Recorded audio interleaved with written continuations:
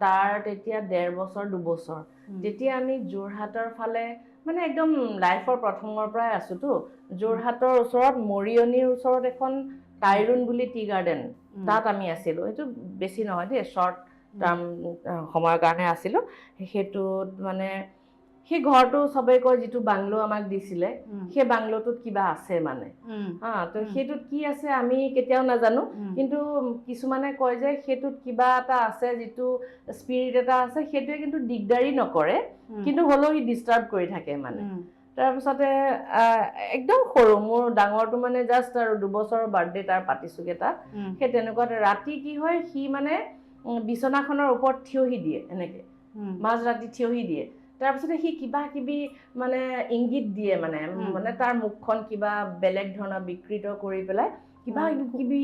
মানে কিবা কিবি দিয়ে আৰু সি